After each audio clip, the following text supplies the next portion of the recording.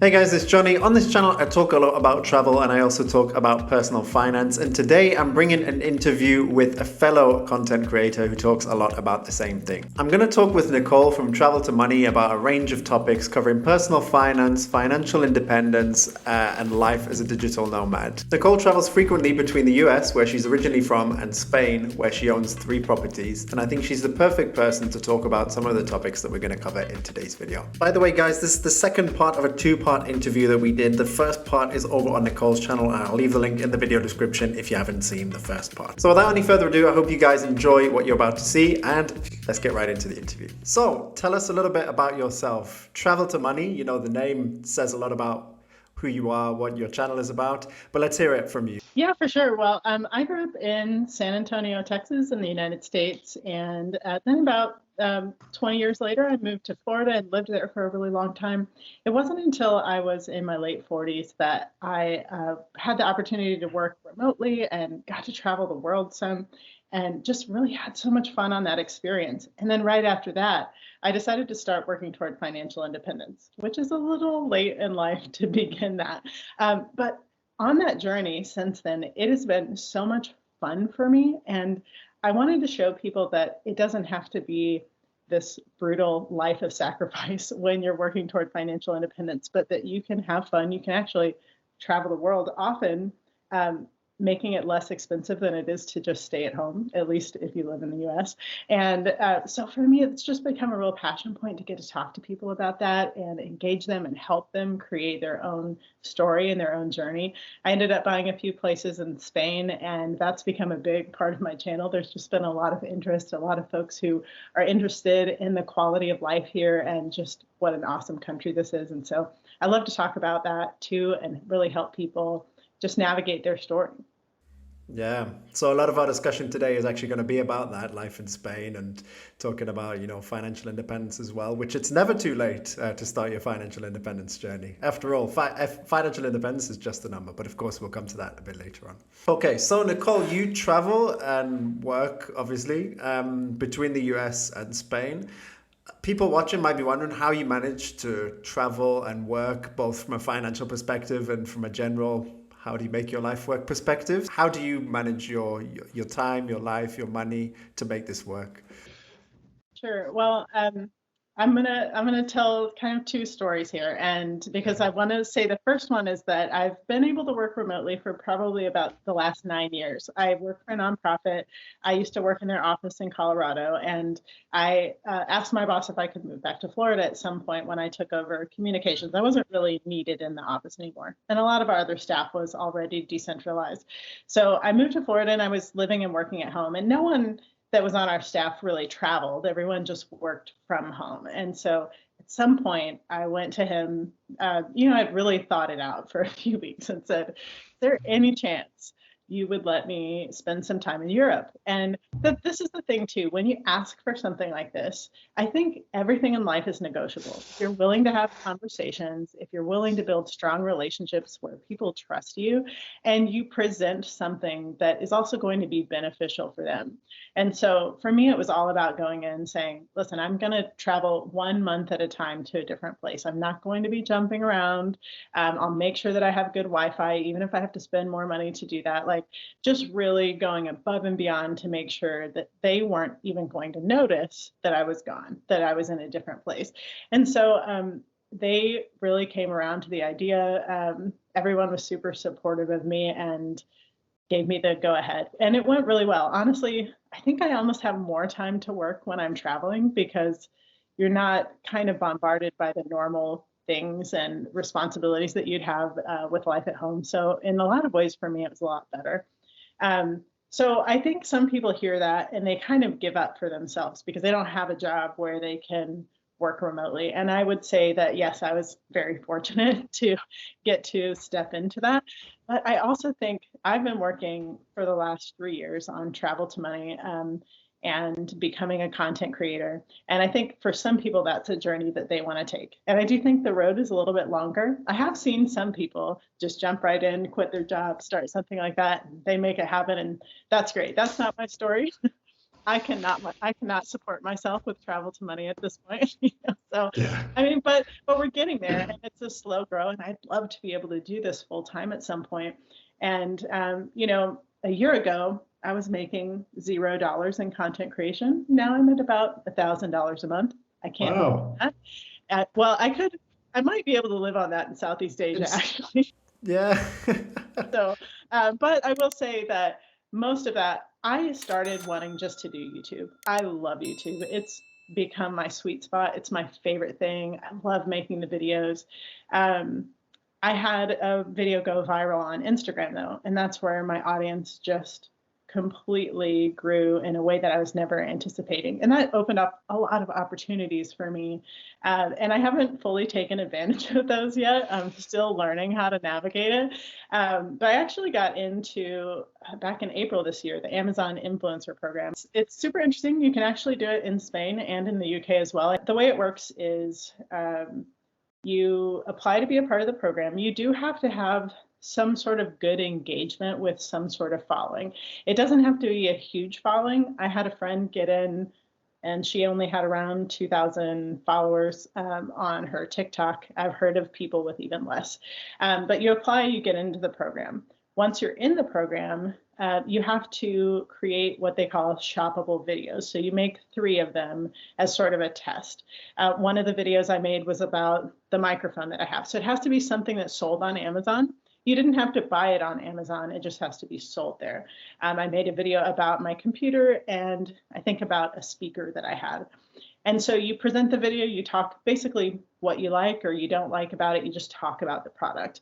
And so once Amazon says, yes, you've met all of our kind of qualifications for making a good quality video, they test those 3 videos. A human has to approve them.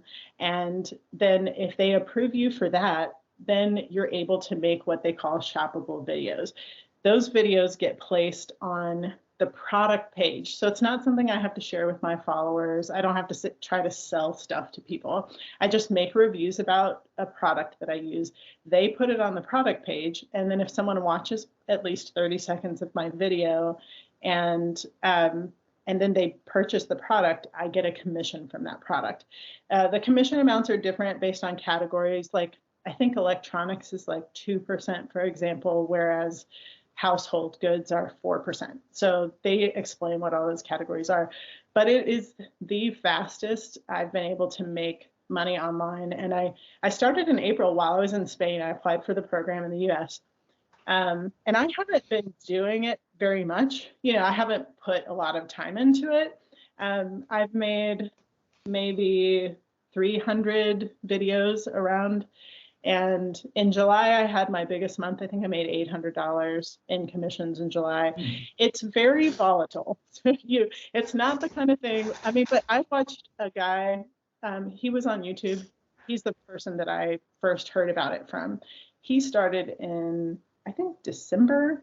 And by February or March, I mean, he had made a lot of videos, but he was making like $4 or $5 grand a month, which was insane to me. And I've seen other people who are making 15 to 20 grand a month, but they're doing it full time. Like that's all they're doing.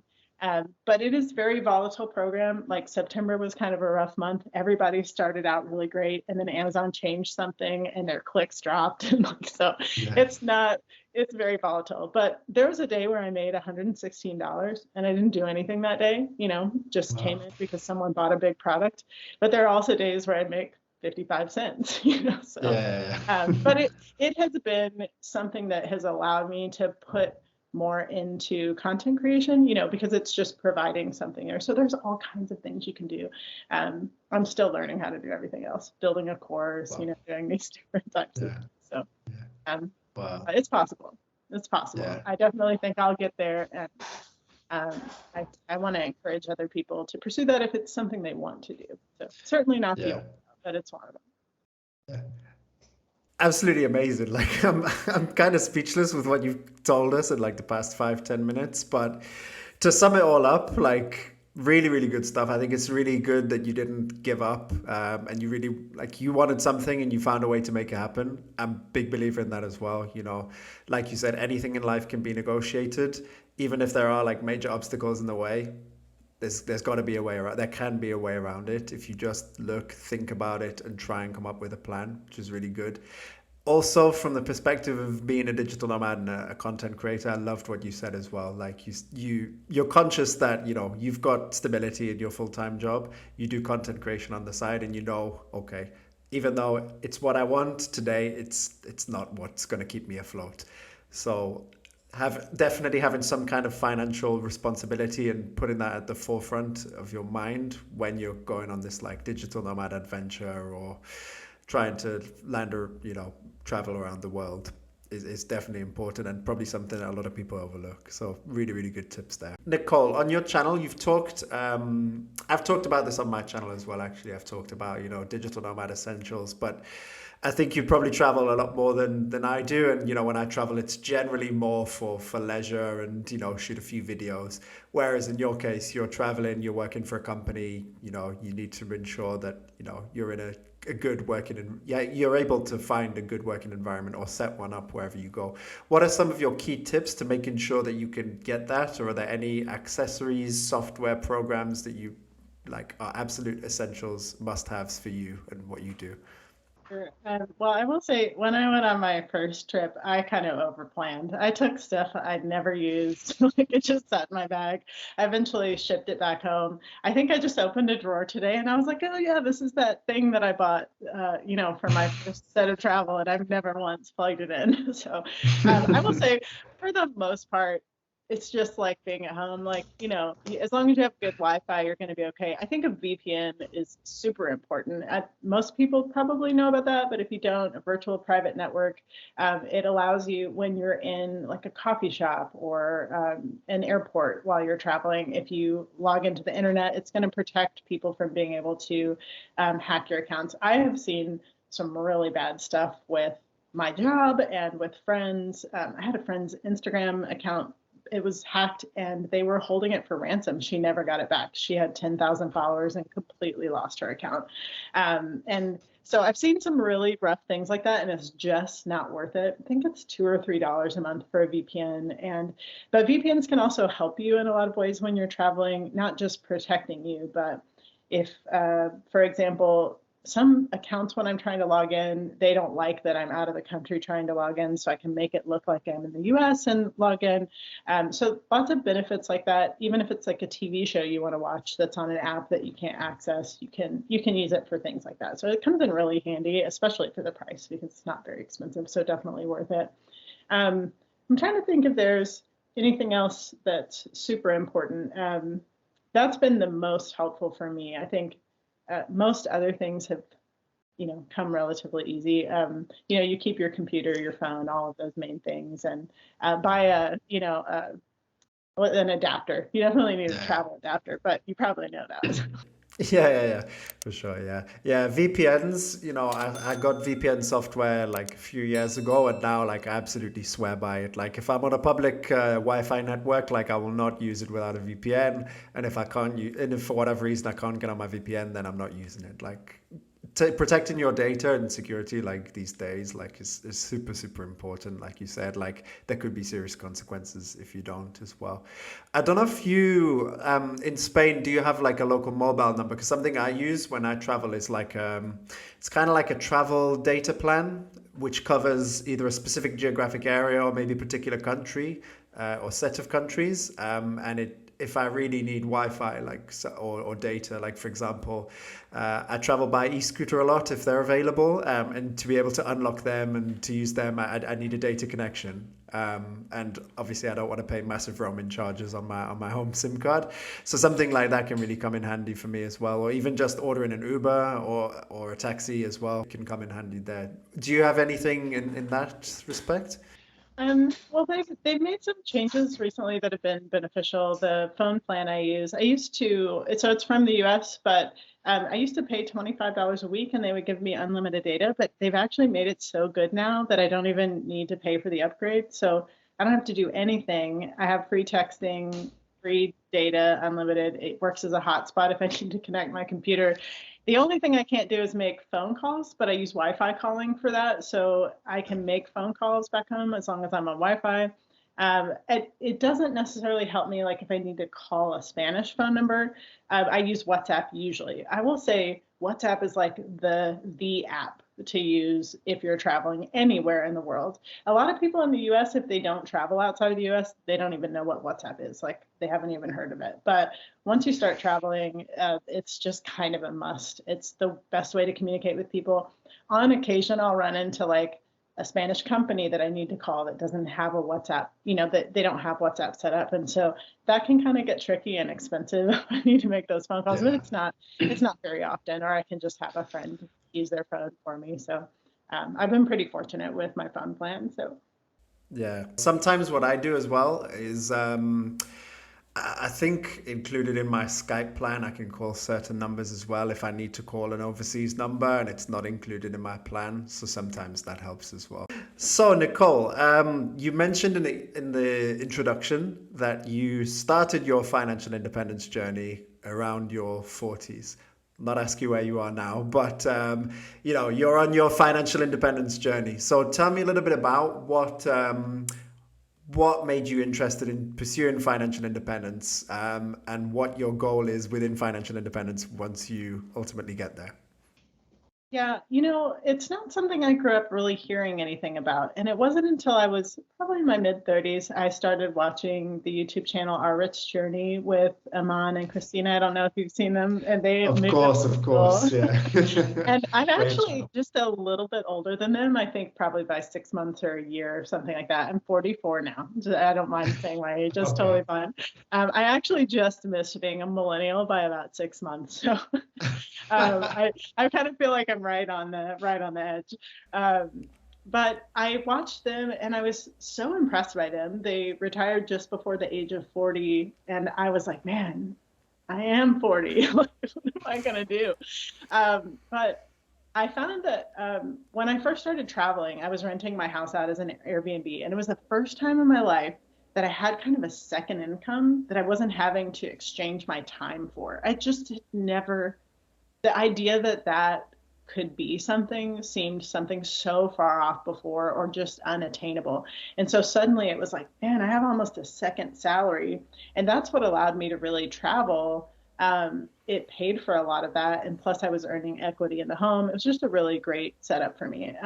But even in the middle of that, I got into some debt. Plus, I bought the house in Spain and I took out a personal loan in the US to do that initially. And so I kind of found myself in this situation where I had some travel things go wrong that suddenly cost me a lot of money. And I was $50,000 in debt, had never been in that much debt. And I was like, I don't like this. And I want to see this change. And I haven't really saved enough for not even, I had saved almost nothing toward retirement. I had a 401k, but it was putting in a couple percent of my income. It was just nothing. And my dad is a math guy. And so I grew up hearing him talk about like, compound interest and all of it, and it's all about time, and I just hadn't really done anything with that. I always kept saying, oh, next year I'll do that, or something along those lines. And so I just kind of made this decision like, I'm going to buckle down. Part of my problem too in my life, one of my financial struggles is that I want to be the provider for everyone. I want to pay for everyone else. I don't want anyone else to ever pay for me. It's just a pride issue that I've had, and I really had to face that and come to terms with it and say, I know I struggle with this, but I want to do better. And it's not that I want to put myself first, but it's more that until I learn how to get my finances under control, I can't really help other people well. And if I do eventually save toward financial independence, that frees me to help other people in ways I've never been able to. And so that really changed my perspective a lot. And I decided to buckle down. COVID helped me actually because I was supposed to go start traveling again with my best friend, got stuck in America. And instead of kind of being stuck without a job, like most people, I already worked remotely, but I took a second job and I lived on campus somewhere. So I had no rent. I didn't have to pay any bills. And suddenly I had two salaries with almost no bills. I only had a phone bill. That was my only bill. And so I aggressively, I think it took me less than a year. I paid off the $50,000 in debt. Just everything got thrown at that. Every paycheck got sent to that until it was paid off. And then I was able to begin maxing out my 401k, which in the US, that means we can, through our employer, invest. They just changed the amount. It's now 22,500 a year. So I was able to start maxing that out in my investments. I made some really good choices during COVID, like what the stock market dropped very suddenly. And I know when it drops, you buy. People are scared to do that, but it's so true. Like I just happened to make some great purchases, and that was really beneficial to me because I only had maybe 5,000 in a regular brokerage account, and that grew to over 20,000 very quickly. And so it was and I put a little bit into it, not much, but I had a couple thousand, I think, that I threw in there. So that was really just exciting for me to see that. It got a little bit like, I got a little bit into buying some individual stocks, and I shouldn't have done that because I'm not good at that. That's like gambling. And so, but I played around with that a little bit, learned a couple hard lessons, said, not going to do that anymore, and just investing in my ETFs and continuing to grow that. So I've been able in the last, few years, it's been about 3 years since I started. And so I was able to pay off all that debt and got about $100,000 invested. Now I own the 3 houses that I have here. And so that's been huge progress for me. And I say that especially because I'm not a 6-figure earner.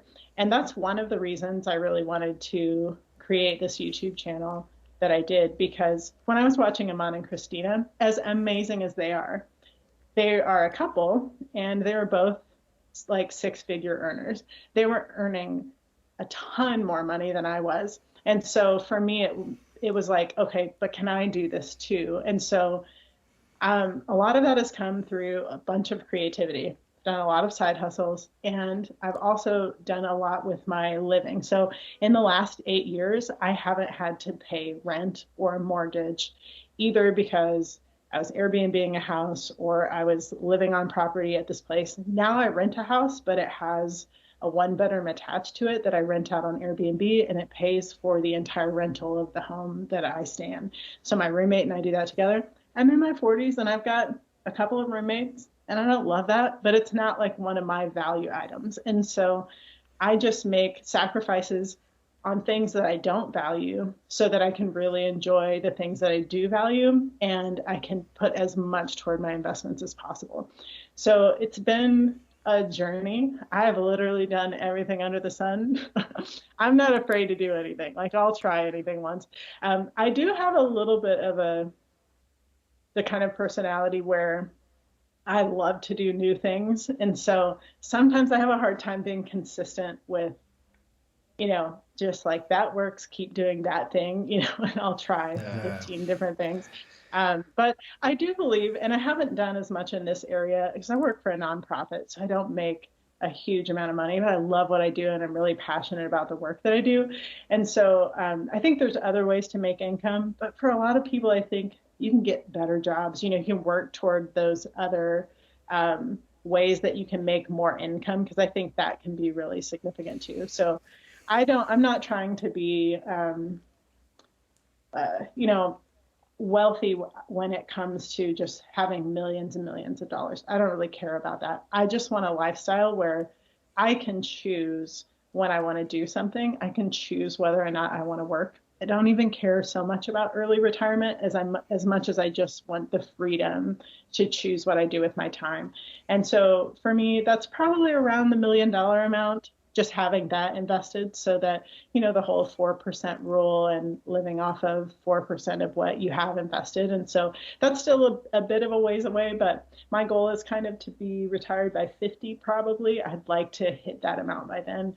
And think I can do it. I'm just going to have to continue being pretty aggressive. So, yeah, I can totally relate to what you say, and I think your reasoning for wanting financial independence is very much the same reason I have, is like the freedom of choice to be able to do what I want to do when I get there. If I go to work, it's because I want to work. If I want to travel, I can go when I want, I can go where I want, and I don't have to worry about my money as well.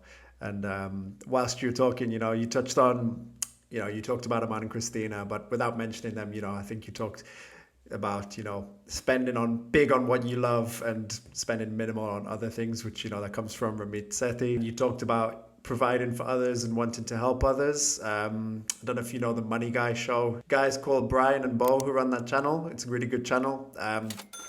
He often makes the analogy of what you said is like, it's like when you're on the airplane and they say, put your own mask on before you help others. But that was really good to hear all about your journey. Well, I've been really inspired by seeing someone as young as you who's as focused on that as you are. I hope that that's an inspiration for younger people. I wish I was watching people like you when I was younger, because I have friends who have kids, or I am friends with lots of millennials, and I'm just like, I want to shake them and say, you just have to start now, So, Yeah.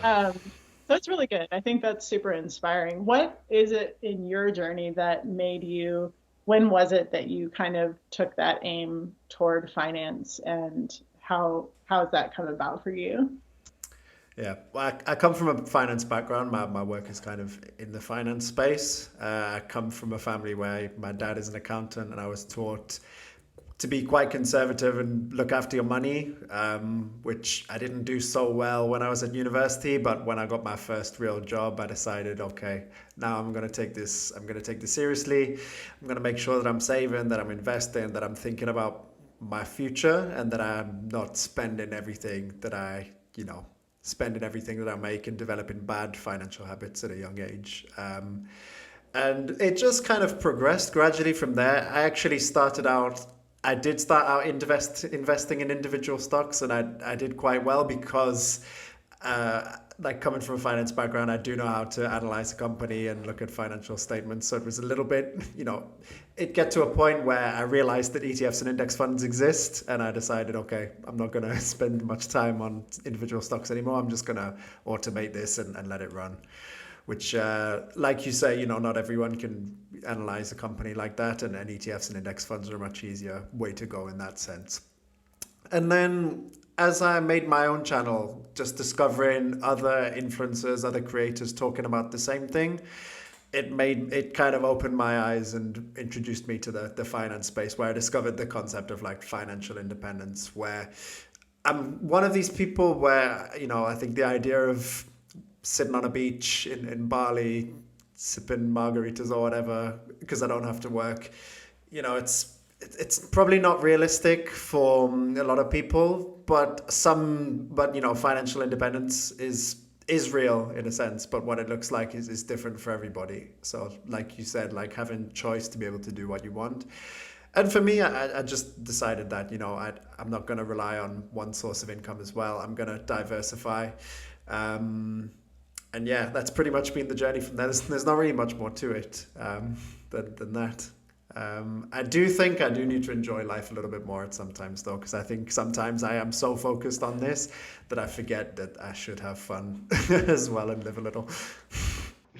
Oh, I get that. It makes sense. But, I think, at least for me, hitting those goals, like when you pay off debt, like and you hit that goal, or you hit that $50,000 mark of investment, or 100,000, that is fun in itself. It is really fun to meet your financial goals. So, Yeah, I mean, I don't know. I've become a little bit addicted to it. But I I'm mean, obviously, totally there's addicted other to ways. it. Yeah. Oh, man. So, Nicole, have you got any final tips for people looking to move to Spain, or people who are wanting to start their financial independence journey? If you wanted to sum up everything from this interview and pick out kind of the key tips or your top tips, what would you say to people? Well, my one of the things I always like to say is, if there's something like buying a house in Spain or moving to Spain, those things seem so big, and sometimes people can be afraid of what they don't know. And so I always like to encourage people not to let that fear determine your future, what you're going to do with it.